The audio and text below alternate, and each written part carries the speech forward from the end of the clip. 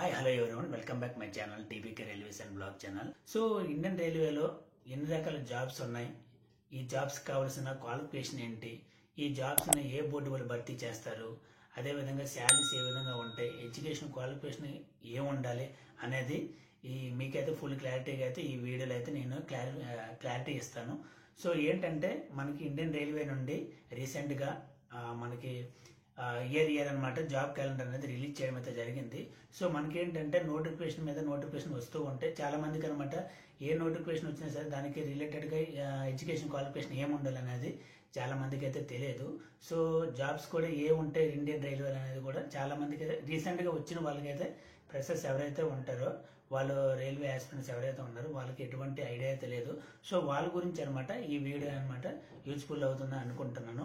So last ending వరకు అయితే చూడండి. ఫుల్ రైల్వే సంబంధించి ఎన్ని రకాల జాబ్స్ ఉంటాయి, ఏ కేటగిరీలోకి వస్తాయి, ఎన్ని గ్రూప్స్ ఉంటాయి, గ్రూప్ ఏలో ఏ పోస్టులు వస్తాయి, గ్రూప్ బిలో ఏ పోస్టులు వస్తాయి, అదేవిధంగా గ్రూప్ సిలో ఏ పోస్టులు వస్తాయి, అదేవిధంగా గ్రూప్ డిలో ఎన్ని రకాల పోస్టులు వస్తాయి అనేది ఈ వీడియోలో అయితే ఫుల్ క్లారిటీగా అయితే ఇవ్వబోతున్నాను. సో లాస్ట్ ఎండింగ్ వరకు అయితే స్కిప్ చేయకుండా చూడండి. అదేవిధంగా ఇంతవరకు మన ఛానల్ ఎవరైతే సబ్స్క్రైబ్ చేసుకోలేదో సబ్స్క్రైబ్ చేసుకోండి. అదేవిధంగా ఈ వీడియో కనుక మీకు నచ్చినట్లయితే లైక్ చేయండి. సో రైల్వేలో జాబ్ చూసుకుంటే మనకి ఎన్ని విధాలుగా ఉంటాయి అనేది ఈ వీడియోలో అయితే క్లారిటీగా చెప్పబోతున్నాను. సో రైల్వేలో ఏ జాబ్స్ ఉంటాయి, అదేవిధంగా ఏ జాబ్ని ఏ బోర్డు వాళ్ళు భర్తీ చేస్తారు, సో జాబ్ యొక్క శాలరీ ఎలా ఉండబోతుంది, క్వాలిఫికేషన్ ఏంటనేది కూడా ఈ వీడియోలో అయితే మీకు ఫుల్ క్లారిటీగా ఎక్స్ప్లెయిన్ చేస్తాను. సో రైల్వేలో చూసుకుంటే రైల్వేలో 4 రకాల గ్రూప్స్ అయితే ఉంటాయి మనకి. So group A and group B and group C and group D ఉండబోతుంది. So group A and B వచ్చి మనకి గెజిటెడ్ ఆఫీసర్స్ అనమాట. So group C and group D వచ్చి మనకి నాన్ గెజిటెడ్ ఆఫీసర్స్ అంటే ఏంటి, ఎంప్లాయీస్ అనమాట, ఎవరైతే వర్క్ చేస్తుంటారో వాళ్ళు. సో చూసుకుంటే గ్రూప్ ఏ వాళ్ళు ఏ విధంగా రిక్రూట్మెంట్ అవుతారో చూద్దాం. సో గ్రూప్ ఏ చూసుకుంటే వీళ్ళనమాట యూపీఎస్సీ ద్వారా రిక్రూట్మెంట్ చేస్తారనమాట వీళ్ళని. సో దీంట్లో 3 టైప్స్ ఉంటాయి. ఒకటి సివిల్ సర్వీస్లో ఉండే వాళ్ళకి ఎన్ని డిగ్రీ ఉన్నా okay. So next engineering service అంటే ఐఈఎస్ ఇండియన్ ఇంజనీరింగ్ సర్వీస్ ఎవరైతే చేసి ఉంటారో వాళ్ళనమాట బీఈ బీటెక్ క్వాలిఫికేషన్ ఉండాలి, వాళ్ళు చేసిన వాళ్ళే ఇంజనీరింగ్ సర్వీస్ చేయడానికి అవుతుంది. సో నెక్స్ట్ వచ్చి మెడికల్ సర్వీస్ వాళ్ళు ఎంబీబీఎస్ చేసిన వాళ్ళు కూడా వీళ్ళనమాట గ్రూప్ ఏ సంబంధించి గెజిటెడ్ ఆఫీసర్స్ అనమాట. ఈ విధంగా యూపీఎస్ ద్వారా అయితే రిక్రూట్మెంట్ చేయబడతారు వీళ్ళు. సో సివిల్ సర్వీస్కి వచ్చి ఏ డిగ్రీ ఉన్నా okay. Next engineering service IES Indian engineering service BE and BTech చేసిన వాళ్ళు మాత్రమే ఈ యొక్క ఇంజనీరింగ్ సర్వీస్కి ఎలిజిబిలిటీ ఉన్నారు. సో మెడికల్ సర్వీస్ అనమాట ఎంబీబీఎస్ ఎవరు చేస్తారో వారు మెడికల్ సర్వీస్కి వారు ఎలిజిబిలిటీ అనమాట. గ్రూప్ బి పోస్ట్ ఏదైతే ఉందో వాళ్ళు ప్రమోషన్ ద్వారా భర్తీ చేయబడతారు. సో ఎవరు గ్రూప్ బిగా ప్రమోషన్కి వెళ్తారంటే group C and group D వాళ్ళు మాత్రమే ప్రమోషన్ ద్వారా గ్రూప్ డి పోస్ట్కి అనమాట భర్తీ చేయడం అయితే జరుగుతుంది. సో దీంట్లో లెవెల్ 7 చూసుకుంటే సీనియారిటీ ప్లస్ సర్వీస్ ఉండాలి, వీళ్ళని 70% అయితే తీసుకోవడం అయితే జరుగుతుంది. అదేవిధంగా లెవెల్ 6 ఎవరైతే లెవెల్ 6లో ఉన్నారో వాళ్ళు 5 years సర్వీస్ ఉండాలి, వీళ్ళు 30% అయితే తీసుకోవడం అయితే జరుగుతుంది అనమాట దీంట్లోకి. సో నెక్స్ట్ గ్రూప్ సి అనేది చాలా ఇంపార్టెంట్. అదే రీసెంట్గా అయితే మనకి టెక్నీషియన్స్ ఏఎల్పి ఇవన్నీ పడ్డాయి కదా. సో ఇవన్నీ కూడా మనకి గ్రూప్ సిలోకి అనమాట వస్తాయి అనమాట. సో గ్రూప్ సి ద్వారా మనకి ఏ పోస్టులు ఉన్నాయని చూద్దాం. గ్రూప్ సి అనేది మన ఆర్ఆర్బి ద్వారా భర్తీ చేయబడతారు అనమాట.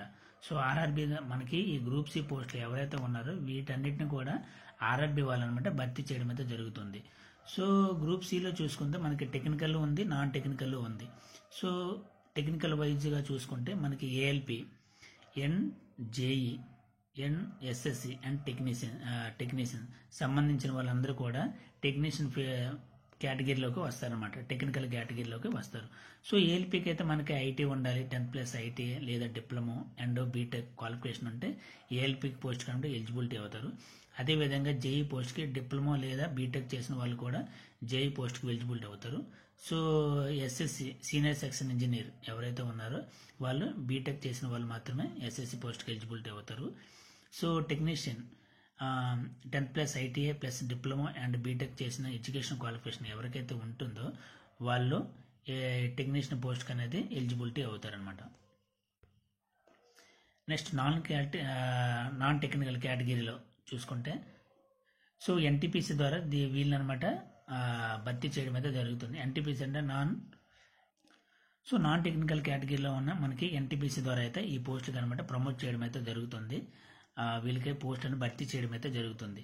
సో ఎన్టీపీసీ అంటే నాన్ టెక్నికల్ పాపులర్ కేటగిరీ ద్వారా ఈ యొక్క పోస్ట్ అనమాట భర్తీ చేయడం అయితే జరుగుతుంది. సో దీంట్లో ఏమేమి వస్తాయంటే అకౌంటెంట్ క్లర్క్ కమ్ టైపిస్ట్, ఇతనికి ఎడ్యుకేషన్ క్వాలిఫికేషన్ ఇంటర్ ఉండాలి. సో నెక్స్ట్ వచ్చి కమర్షియల్ టికెట్ క్లర్క్కి మనకి డిగ్రీ క్వాలిఫికేషన్ ఉండాలి. సో టీసీ అండ్ టీటీకి అనమాట ఇంటర్ క్వాలిఫికేషన్ ఉండాలి. అండ్ ఎస్ఎంకి అనమాట స్టేషన్ మాస్టర్, ఎస్ఎం అంటే స్టేషన్ మాస్టర్.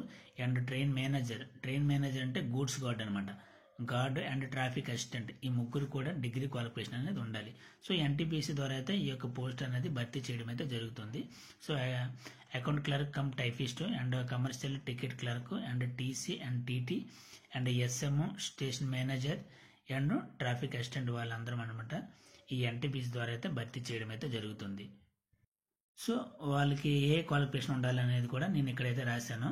సో అది కూడా ఒకసారి చెక్ చేసుకోండి. సో నెక్స్ట్ గ్రూప్ డి అంటే క్వాలిఫికేషన్ ఏమి ఉండాలంటే 10th ఉన్నా సరే ఓకే, 10th+ ఐటీ చేసిన వాళ్ళు కూడా దీనికి ఎలిజిబిలిటీ. అదేవిధంగా సిసిఏ ఎవరైతే కోర్స్ కంప్లీటెడ్ యాక్ట్ అప్రెంటిస్ చేసి ఉంటారో వాళ్ళు కూడా ఈ గ్రూప్ డి పోస్ట్ అనమాట ఎలిజిబిలిటీ క్యాండిడేట్స్ అనమాట. ఎడ్యుకేషన్ క్వాలిఫికేషన్ ఉంటే చాలు. సో దీన్ని ఆర్ఆర్సీ ద్వారా భర్తీ చేయబడతారు. చూసారా, ఇక్కడ గ్రూప్ సి అనేది ఆర్ఆర్బి భర్తీ చేస్తుంది. అదేవిధంగా గ్రూప్ డి అనేది ఆర్ఆర్సీ భర్తీ చేస్తుంది. నేను నెక్స్ట్ వీడియోలో అనమాట ఆర్ఆర్బి అండ్ ఆర్ఆర్సీకి డిఫరెన్స్ అనేది నేను నెక్స్ట్ వీడియోలో మీకైతే క్లారిఫై చేస్తాను. సో ఈ గ్రూప్ డిని అనమాట ఆర్ఆర్సీ ద్వారా భర్తీ చేయడం జరుగుతుంది. సో గ్రూప్ డిలోకి వచ్చి మనకి హెల్పర్స్ వస్తారు. ఏ పోస్టులు వస్తాయంటే హెల్పర్స్ వస్తారు, ట్రాక్ మ్యాన్స్ వస్తారు, అదేవిధంగా gate man, points man, assistant signal and telecommunications ఆ విధంగా వస్తారు. వర్క్షాప్లో హెల్పర్స్ ఉంటారు, వాళ్ళు కూడా వస్తారు. అదేవిధంగా లోకో షెడ్ ఇంజిన్ ఉంటాయి కదా, ఇంజిన్ రిపేర్ అవుతుంది అక్కడ కోచింగ్ డిపో, ఎలక్ట్రికల్ డిపార్ట్మెంట్ కానీ అదే మెకానికల్ డిపార్ట్మెంట్ కానీ ఓహెచ్ డిపార్ట్మెంట్లో కానీ దీని ద్వారా ప్రతి దాంట్లో కూడా ఈ హెల్పర్స్ అనేది దీని అందరికీ కూడా ప్రతి దాంట్లో కూడా ఉంటారనమాట. సో గ్రూప్ డి ద్వారా అయితే మనకి 10th class education qualification 10th ఉండాలి. ఐటీఐ సిసి చేసిన వాళ్ళు ఈ పోస్ట్ కాబట్టి ఎలిజిబిలిటీ అవుతారు. సో నెక్స్ట్ చూసుకుంటే మనం లెవెల్స్ చెప్తున్నాం కదా, ఏదైతే 7th పే కమిషన్ ఉందో ఈ లెవెల్స్ ప్రకారం వాళ్ళ యొక్క శాలరీ అనేది ఉండబోతుంది అనమాట, స్టార్టింగ్ శాలరీ. సో చూసుకుంటే ఫస్ట్ లెవెల్ 1 గ్రూప్ డి వాళ్ళు అనమాట లెవెల్ 1 పోస్ట్కి ఎలిజిబిలిటీ అనమాట. వీళ్ళ యొక్క జీపీ గ్రేడ్ పే అనమాట 1800. సో వాళ్ళకి 18,000 జీతం. బేసిక్ ఇనిషియల్ శాలరీ వచ్చి 18,000. ఓకే, లెవెల్ 2 వచ్చి మనకి ఇక్కడ వస్తారనమాట. లెవెల్ 2 పోస్ట్ వచ్చి టెక్నీషియన్స్ కానీ ఏఎల్పి కానీ వీళ్ళందరూ కూడా లెవెల్ 2కి వస్తారు. ఈ లెవెల్ 2 పోస్ట్ అనమాట 1900 grade pay, 19,900 initial salary. Level 3 and level 4 level 5 ఈ విధంగా అయితే ఉంటుంది. లెవెల్ 5 అనేది రీసెంట్గా మనకి టెక్నీషియన్ సంబంధించి పోస్టులు పడ్డాయి కదా, సో ఇది లెవెల్ 5 టెక్నీషియన్ గ్రేడ్ 1 అనమాట. దీనికి బేసిక్ శాలరీ వచ్చి 29,200 and initial basic grade pay వచ్చి 2,800. సో లెవెల్ 6 పోస్ట్ వచ్చి మనకి జేఈ అనమాట. జేఈ కానీ ఎంసీఎం వీళ్ళందరూ వస్తారు. వీళ్ళు వచ్చి జేఈస్ అనమాట వస్తారు దీంట్లోకి. సో లెవెల్ 6 పోస్ట్ వచ్చి 4,200 గ్రేడ్ పే అండ్ 35,400 అనేది ఇనిషియల్ పేమెంట్ అనమాట వాళ్ళకి. నెక్స్ట్ లెవెల్ 7 వచ్చి మనకి ఎస్ఎస్సి సీనియర్ సెక్షన్ ఇంజనీర్ ఎవరైతే ఉంటారో వారు లెవెల్ 7 పోస్ట్ వాళ్ళు. సో వాళ్ళకి వచ్చి 4,600 గ్రేడ్ పే అండ్ వాళ్ళ ఇనిషియల్ పేమెంట్ వచ్చి 44,900. సో లెవెల్ 8 లెవెల్ 9 వచ్చి గ్రూప్ బి వాళ్ళు చేసిన వాళ్ళు ఉంటారు కదా, గ్రూప్ బిలో వచ్చి వాళ్ళు అనమాట ఈ యొక్క పోస్టులు అనమాట. వాళ్ళ ఇనిషియల్ గ్రేడ్ ఎంత ఉంటుంది అండ్ ఇనిషియల్ పేమెంట్ అనేది ఎంత ఉంటుంది. దీంతో పాటు మనకి రైల్వేలో TA, DA and HRA. T అంటే travelling allowance and dearness allowance, HRA house rent allowance అనేది ఇవ్వడం అయితే జరుగుతుంది. సో మీకైతే ఫుల్ క్లారిటీ వచ్చింది అనుకుంటున్నాను. సో రీసెంట్గా అయితే జాబ్ క్యాలెండర్ రిలీజ్ చేశారు కాబట్టి అందరికి కూడా రైల్వేలో ఏ జాబ్స్ ఉంటాయని మ్యాక్సిమం తెలియదు. సో వాళ్ళ గురించి అయితే ఈ వీడియో చేయడం అయితే జరిగింది. మీకు కనుక నచ్చితే లైక్ చేయండి, అదేవిధంగా నా ఛానల్ని సబ్స్క్రైబ్ చేయండి. మీకు ఎటువంటి డౌట్స్ ఉన్నా సరే కామెంట్ బాక్స్లో కామెంట్ చేయండి.